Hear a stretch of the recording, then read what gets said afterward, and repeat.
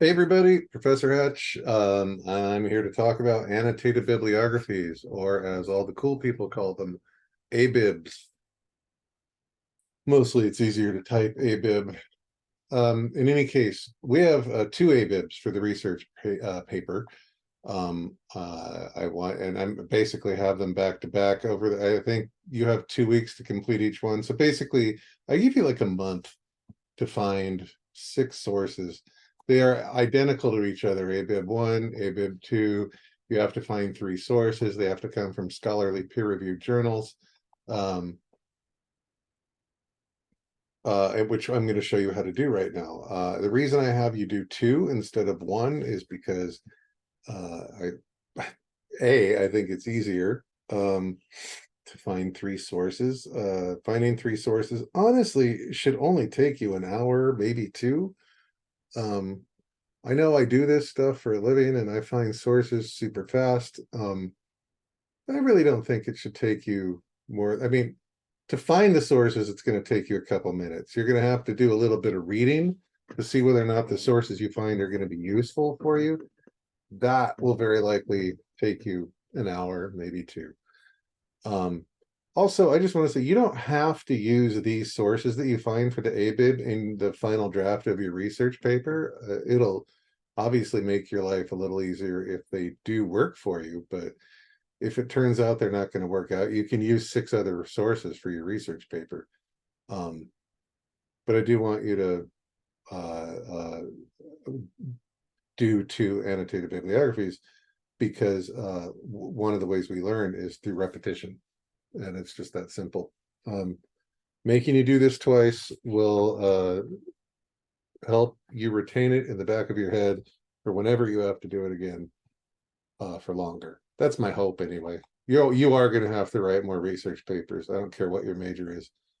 I helped a kinesiology major I used to work with write her research papers. I was shocked. I honestly thought kinesiology there wasn't a lot of writing, but it turns out there is. All right, I'm going to share my screen. So I'm going to share my whole screen because we're going to be going back and forth, I think. Yeah, we are. All right, so research ABIB number 1. Again, there's number 2, number 1. They're the same assignment. You just have to do this twice. Here's a sample listing. What you need for an annotated bibliography entry is 3 things: the works cited page, the works cited page listing, the summary of the source, and the brief statement on how you're going to use it.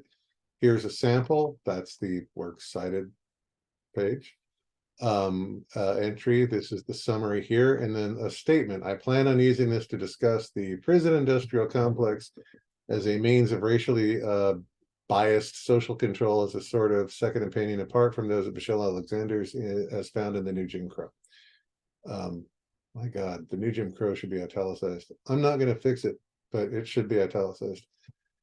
And then it says here, please note, only sources from scholarly peer-reviewed journals are going to count toward completing this assignment. If you're not sure what this means, then please either contact me or contact a research librarian at the school's library and ask. The last thing you want to do is waste your time finding 5 sources. No, you only have to find 3. The last thing you want to do is waste your time finding sources that don't count. Please watch the following video for a demonstration. That's the video you are currently watching. And you know, I am going to edit this real quick, which I know is horrible, but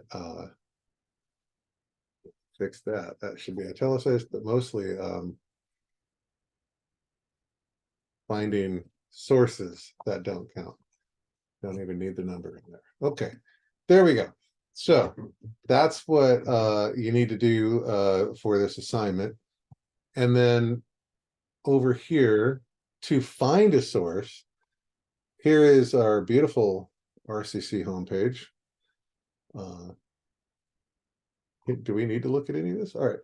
Student support over here, student support. And then over on the left, you're going to find the link to the library. Chat is offline, but you can still get help. You can submit your question there during regular business hours during the semester. You can chat with a librarian here. In any case, you're going to go to the library as we have just done, and then you're going to click on databases A through Z.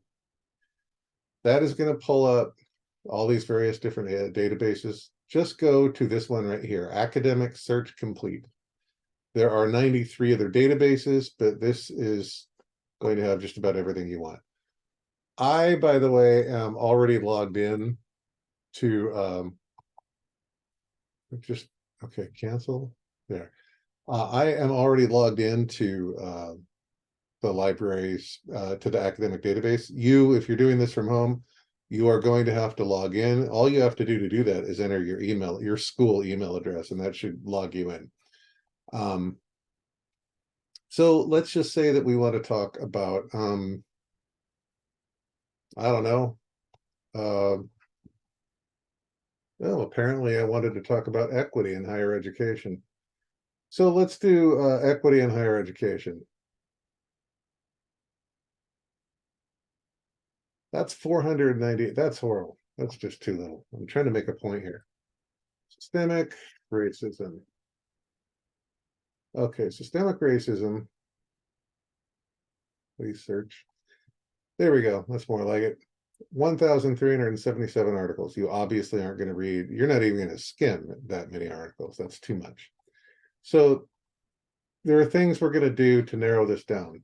Over here on the left, where it says full text, right below that, or two below that, it says peer reviewed. You want to put a check mark in there, and that's going to limit the findings to scholarly peer-reviewed journals, which is a phrase you should be sick of hearing by now. And it was over 1,000. I can't remember what it was already. I'm that tired, but it was over 1,000 search results, and now we've narrowed that down to 729. And then the other thing you're going to do is knock this timeline here just back by 10 years. So it's currently 2023. I'm going to change that to 2013. Knocks it down to 700. Didn't knock it down very much, but that's okay. And now we're going to talk about systemic racism. Let's just maybe education. See what happens if we do that. We narrow it down even more. 174 articles. Okay, now we're getting somewhere. So systemic racism in communication sciences and disorders, academic programs. From colorblind to systemic racism, emergence of a rhetorical shift in higher education in response to the murder of George Floyd. And these are all very specific. And ethics of refusal. Student perspectives on dismantling the racial bias in pharmacy school education. Interesting. All of these are possible. Let's actually open up this one. And I'm going to open up also from colorblind to systemic racism. So I'm just opening these up in new tabs. The first thing you want to do is you want to read the abstract, which is right here. Scientists have established that race is a social construct that has little to no biological relevance in the absence of social, political, and environmental systems that have impacted health and health inequities. Despite this, pharmacy school curricula continue to misrepresent race on the bias of disease diagnosis and reinforce race-based clinical guidelines without contextualization. Pharmacy schools throughout the partnership of students and faculty should contextualize the mention of race and the differences in disease burden and This actually looks like if you were writing about systemic racism in higher education, which that's absolutely something you can write about. The community would be higher education or college, and the problem would be systemic racism. This actually looks like it might have something useful to say about that. So we're going to do a couple things here. The first thing I would like you to do is click on the PDF full text. And then over here, there's a downward pointing arrow. Just download this, please, to your computer.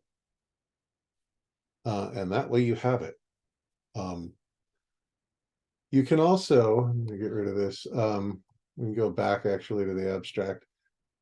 You can go over here. There are these tools over here on the right, the Google Drive tool. If you are logged into your Google account and you click on the Google Drive tool, it will, I'm not going to do this, but it will automatically upload the source to your Google Drive account, which is pretty fantastic. You can also print the thing out. You can email it to yourself. If you use OneDrive, you can do that. They don't have a Dropbox link because they're insane. I don't understand that at all, but whatever. But I want to also call your attention here to the Cite tool. Click on that. When you click on that, it's going to over here have a citation format. I have no idea what ABNT is. AMA, APA, you're not doing any of that. Scroll down, MLA. That's what we're using for this class. So let's just assume that you're going to use this source. Highlight that listing right there. And we're going to open up a Word doc. And student name, ABIB 1. All right. So now you'll notice that that looks like crap. That is okay.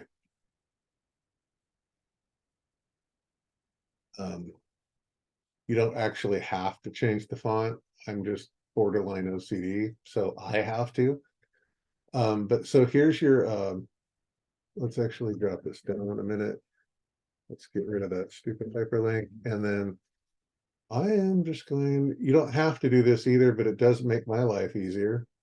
If you highlight that listing and click on paragraph over here in this window where it says special, change that to hanging and then hit OK, and then you'll see that it's in the hanging indent format.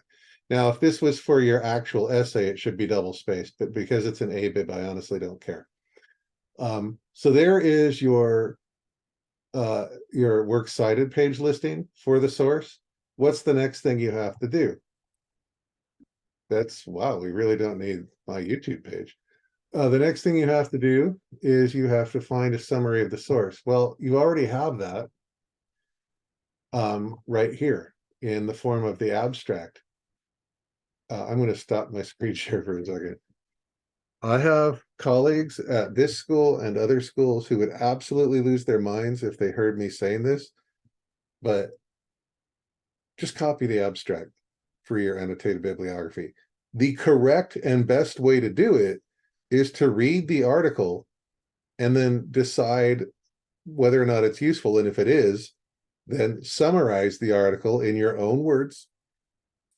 But I was a student last year. I didn't have the time for that. I have realistic expectations of what students, what kind of time students have. I'm not going to ask you to do that. Just use the abstract. I mean, you don't need to reinvent the wheel, not for this assignment. Again, the best way would be to read the whole thing. You don't have that kind of time. I don't have that kind of time. If you have that kind of time, I'm jealous. I am absolutely jealous of that. So here's the abstract. Scientists, blah, blah, blah, blah, blah. You don't really need to include the abstract from author thing. Just copy and paste that right here. And again, I'm just going to change the stupid font because that's who I am. And then there is your summary. And then finally, you just need a statement of intent. I can use this source to discuss systemic racism in higher education, specifically, I don't know, blah, blah, blah. So there's my statement of intent. So that's one source. And that whole thing, I don't know how long we are into this video. My guess is a few minutes, 5 minutes. But finding that took a couple minutes. What I should have done, the step that I skipped because I don't want to make you watch it, is I should have actually read the article and found, made sure I could find a quote in there that was going to be useful to me. You definitely really need to do that. That's going to make your life so much easier at the end of the semester when you're working on all this stuff. Well, toward the end of the semester, when you start like putting together your outline and your rough draft and all that, you're really going to want to make sure that these sources are useful to you. So definitely do a little bit of reading and make sure there's a useful quote. But yeah, uh, that's it. That's one source. You've given me the works cited page listing, you've given me the summary, and you've given me a statement of intent for how you can use it in your essay.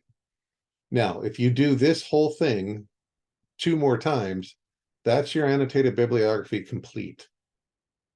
That's all you have to do. Again, I do this for a living, and I did it very fast. I didn't make you watch the part where I should have done the reading, but honestly, couple hours.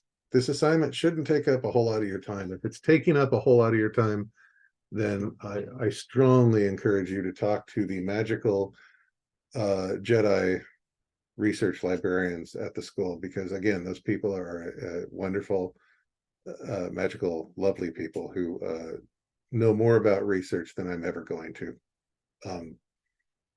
Yeah, do that. All right, I think that's everything I need to say about this video, or say about this assignment. The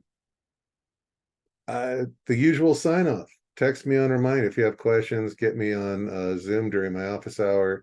If that doesn't work, we can work out something else, hopefully. All right, have a good one. I will talk to you soon.